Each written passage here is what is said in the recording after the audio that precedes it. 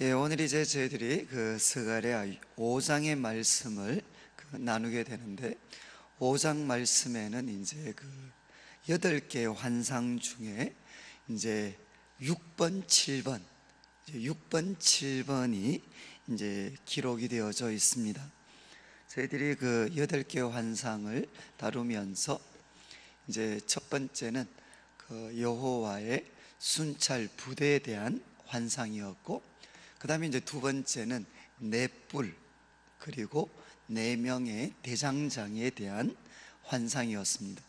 그리고 이제 세 번째는 그 한 사람이 청량줄을 들고 있는 것을 보는 그 환상이었습니다.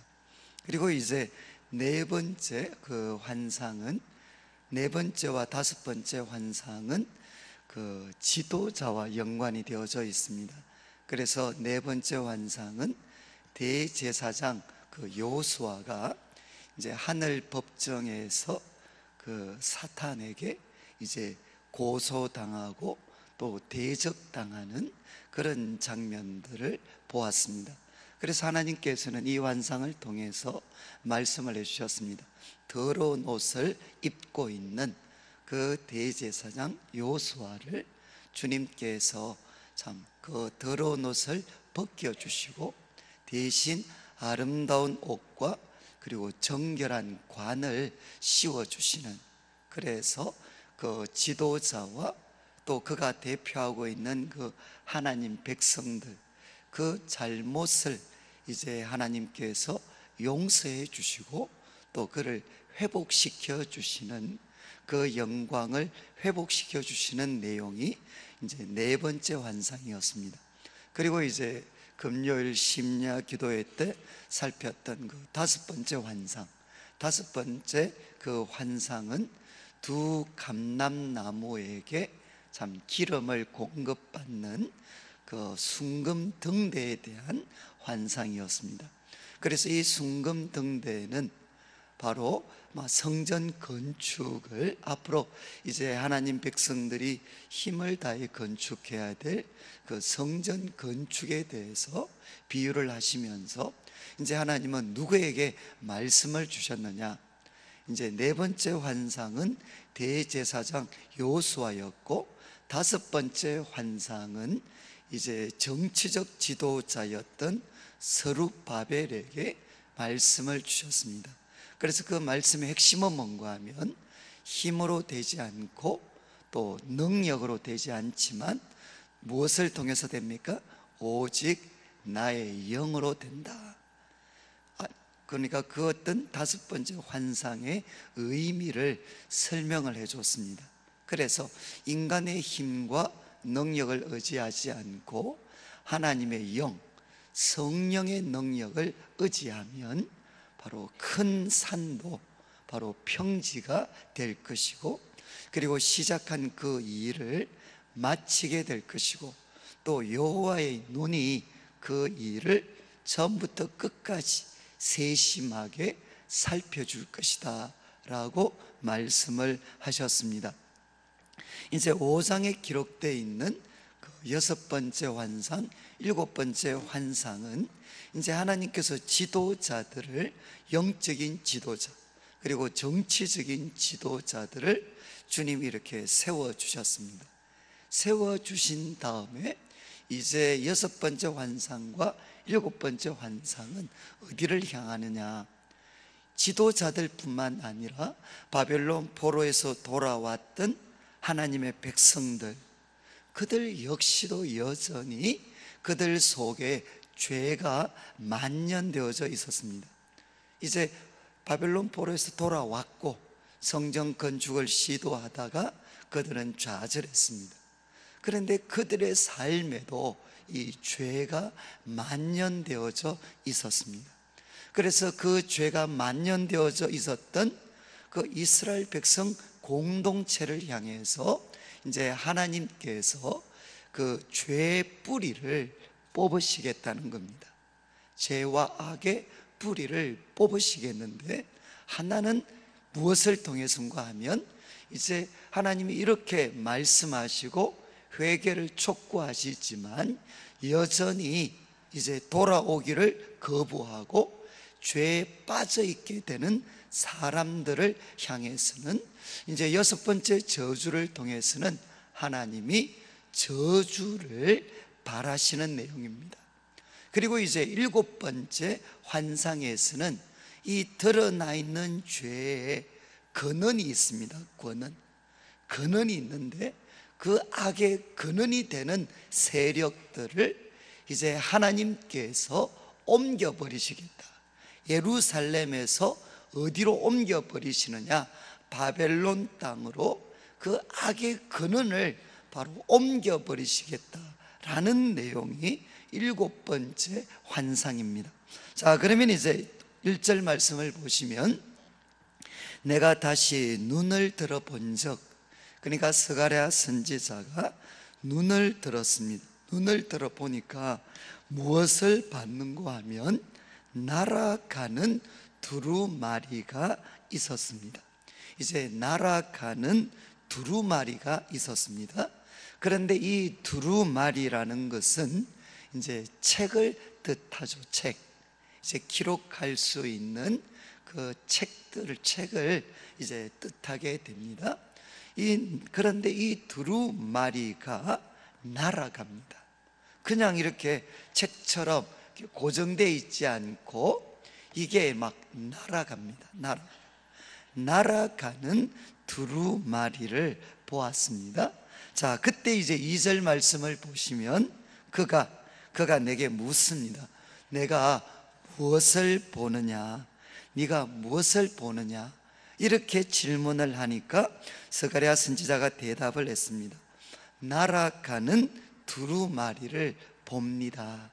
날아가는 두루마리를 봅니다. 그런데 이제 그 규모, 치수를 이야기합니다. 그 길이가 20규빗입니다. 20규빗. 그리고 너비는 10규빗입니다.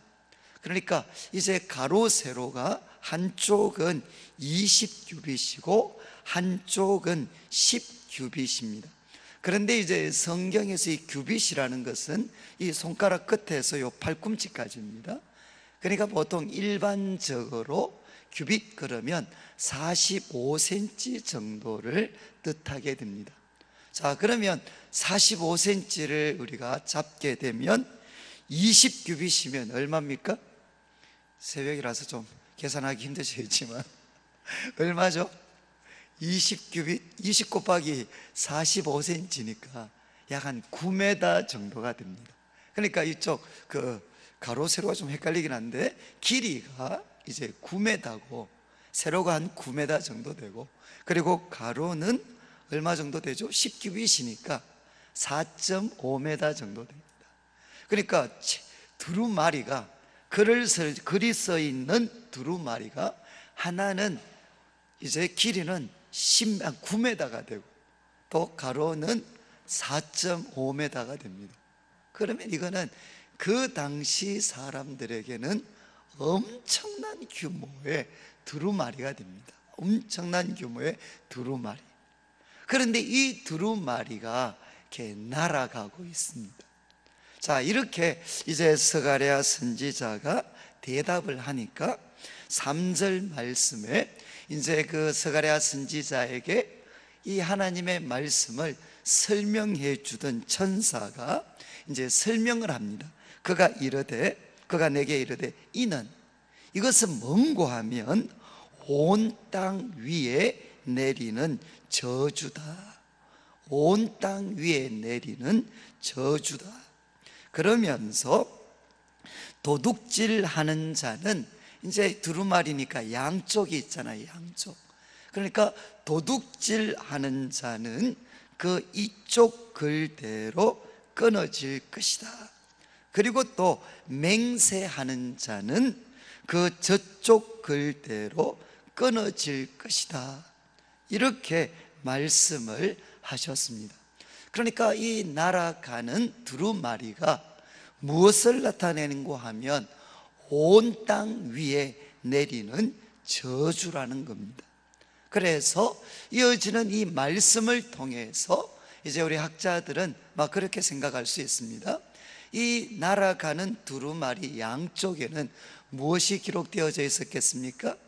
하나님의 율법, 이스라엘 백성들에게 주셨던 율법이 기록되어져 있었을 것 같습니다. 우리 성도님들 아마 신명기서를 보시면 하나님께서 이스라엘 백성들이 가나안 땅에 들어가게 되면 이제 그리심산과 에발산에 가서 거기에서 이제 하나님께서 축복의 말씀을 주시면 그리심산 쪽에 있는 사람들이 아멘을 하고 이것을 금하는 자에게 저주가 내릴 거다, 저주를 선포하면 에발산에 있는 백성들이 아멘 이렇게 하도록 만드셨습니다. 그러니까 이 어떤 그 두루마리 양편에 기록된 것은 하나님의 언약은 지키면 복이 되지만 그것을 거부하게 되면 어떻게 되느냐? 거기에는 저주가 임하게 됩니다. 그래서 이 두루마리에는 하나님의 말씀을 순종하지 않았을 때 그들에게 하나님이 약속하신 그 저주의 내용들이 이 두루마리에 기록이 되어져 있었던 것 같습니다. 그래서 지금 말씀을 하시잖아요. 도둑질하는 자는 이쪽 글대로, 한쪽 편에 쓰여진 글대로 끊쳐질 것이고, 그리고 또 맹세하는 자는 그 저쪽 글대로 끊어지게 될 것이다. 그래서 이 두루마리에는 하나님의 말씀, 하나님이 주신 그 언약의 말씀들을 깨뜨리게 되면, 특별히 십계명으로 대표될 수 있는 그 말씀을 깨뜨리게 되면 그들이 저주를 받을 것이다 라는 내용들이 이 날아가는 두루마리에 기록되어져 있었습니다. 그래서 이제 4절 말씀 설명을 하신 다음에 만군의 여호와께서 이르시되, 이제 말씀을 하십니다. 내가 이것을 보냈다는 것입니다.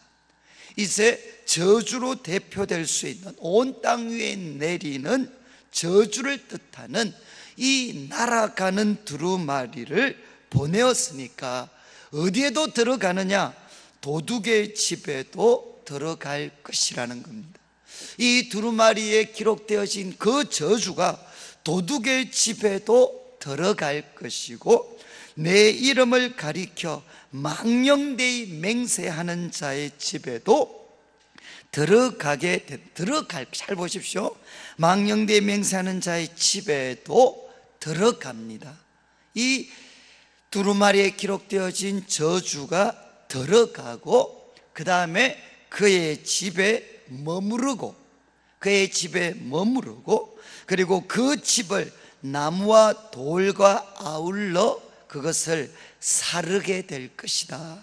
이렇게 만군의 여호와께서 말씀을 하셨다는 겁니다. 자, 이제 이 말씀을 통해서 우리가 이제 6번째 환상의 내용은 명확합니다. 날아가는 두루마리를 보여주셨고, 이 두루마리 속에는 무엇이 기록되어져 있느냐? 하나님의 그 구체적인 언약의 말씀을 깨트렸을 때, 그분의 계명을 깨트렸을 때 하나님이 약속하신 저주의 내용들이 기록이 되어져 있었습니다. 그래서 이제 이 날아가는 두루마리 속에 기록되어진 그 말씀, 특별히 저주가 하나님의 말씀을 깨트리는 자들에게 날아간다는 거죠. 날아가서 그들 집에 들어가고, 그리고 머무르고, 그리고 그 집을 살라버리는 이 일을 하나님께서 행하시겠다는 것입니다. 그러니까 결국 도전하시는 게 무엇입니까? 요구하는 게 무엇입니까? 바로 이 하나님의 법을 깨트리면서 살게 되면 하나님이 명하신 저주가 들어가고 머무르고 그 집을 불살라 버릴 것이기 때문에 어떻게 해야 되느냐? 그 잘못에서, 죄악에서 돌아서야 된다는 겁니다. 회개해야 된다는 겁니다. 자, 그런데 여기 재밌는 것은 이제 특별히 이 두루마리의 규모죠, 규모. 9m, 4.5m입니다. 그래서 이 큰 두루마리는 무엇을 뜻하느냐? 그만큼 이스라엘 백성들 속에 죄가 만연되어져 있었다는 것, 이만큼 퍼져 있었다는 것. 또 하나는 무엇을 나타내느냐? 그 죄악에 내리는 하나님의 저주가 이만큼 파괴적이고 무서운 것이다 라는 것을 이 큰 두루마리가 나타내 보여줍니다. 그런데 재미있는 것은 이제 우리가 생각하는 많은 죄악들 중에 여기에 두 가지가 대표적으로 언급되어 있습니다. 왜 다른 것들은 제외하고 이 두 가지, 특별히 도둑질과 그리고 그 맹세가 여기에 포함되어져 있었겠습니까? 왜 이게 포함되어져 있었겠습니까? 이 두 가지는 한번 저를 보시면 좋겠는데, 이 두 가지는 소위 말해서 살인, 간음, 그리고 또 다른 여러 가지들이 있습니다. 우상숭배. 어쩌면 이런 것들은 이스라엘 백성들, 바벨론 포로에서 돌아온 사람들이 아마 잘 지킬 수 있었던 것 같아요. 그런데 여기 나오는 도둑질과 거짓 맹세는 다 무엇과 관계되는 겁니까? 돈과 관계되는 겁니다. 돈. 그리고 또 무엇과 관계되느냐? 없는 사람들을 착취하는 데 사용되는 겁니다. 도둑질은 뭐죠?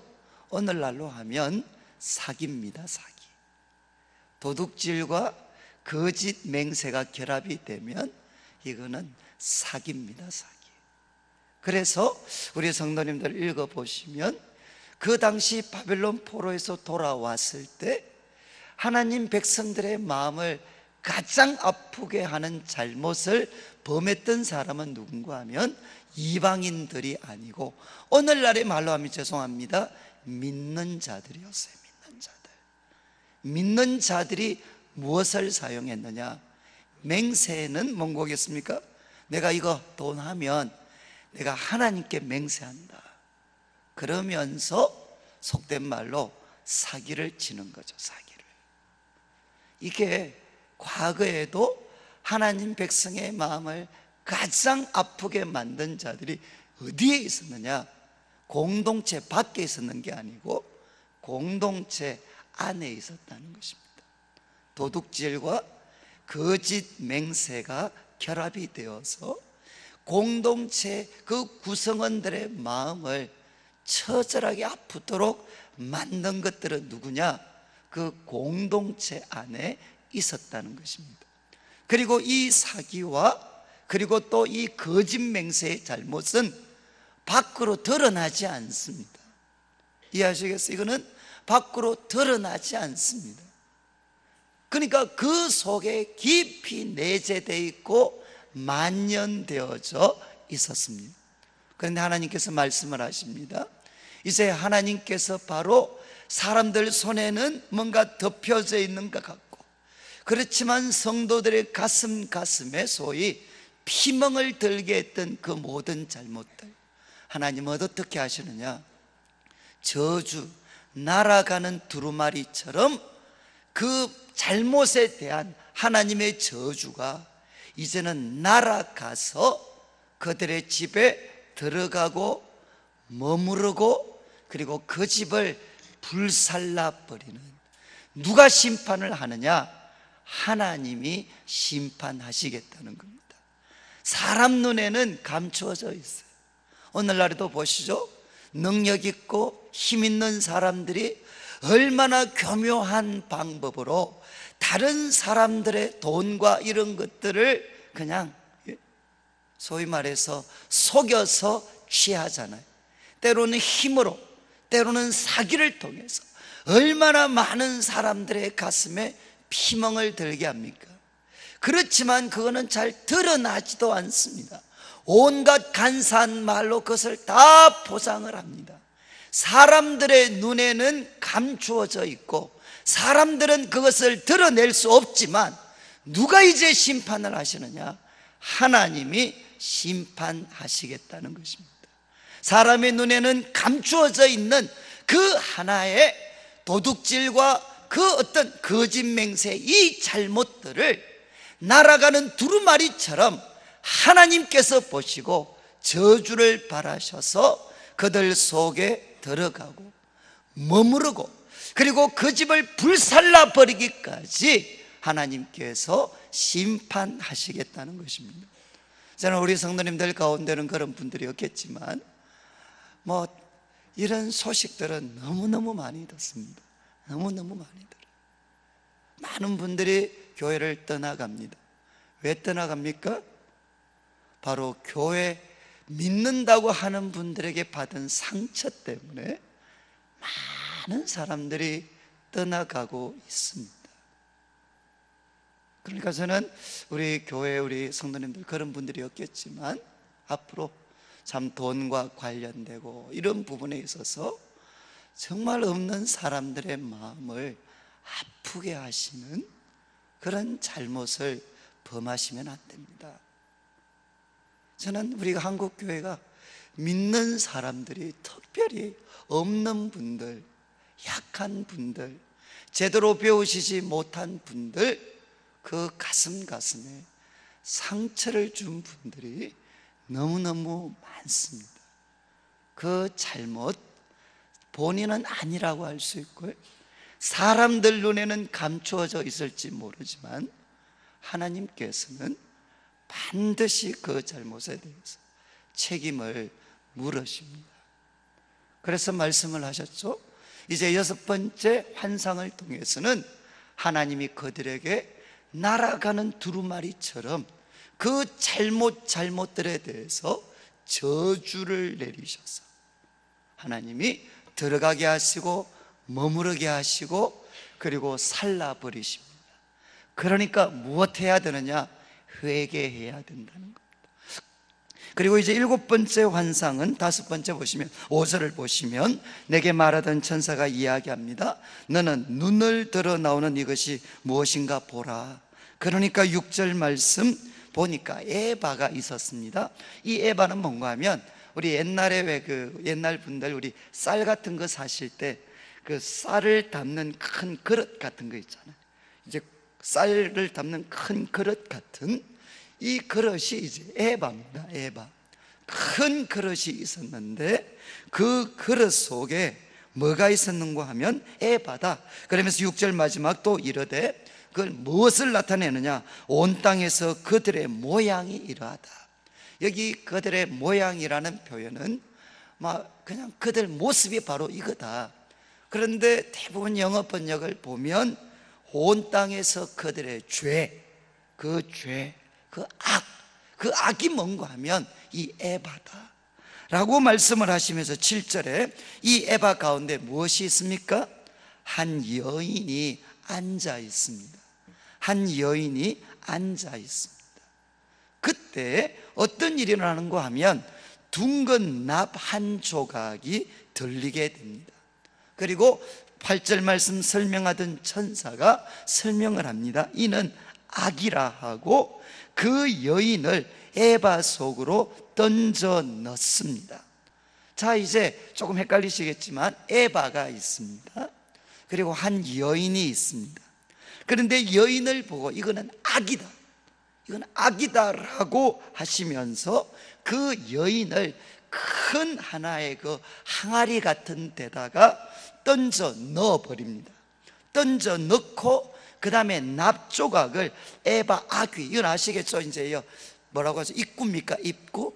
그 에바 입구를 그냥 덮어버립니다. 주석으로 그것을 덮어버립니다. 이거는 뭐겠습니까? 밀봉하는 겁니다. 오늘날의 말로 하면 그 에바 속에 악을 대표하는 그 여인을 던져 넣고 못 나오도록 그 입구를 주석으로 납조각으로 막아버리는 겁니다. 막아버린 다음에 9절 말씀, 또 한 종류의 여인이 나타납니다. 내가 또 눈을 들어본 적 두 여인이 나오게 됩니다. 두 여인이 나오게 되는데 학의 날개 같은 날개가 있습니다. 이제 앞에 나오는 한 여인은 아주 부정적이었고 여기에 나오는 두 여인은 아마 하나님의 천사들을 뜻한 것 같습니다. 그래서 이 어떤 두 여인이 학의 날개 같은 날개가 있습니다.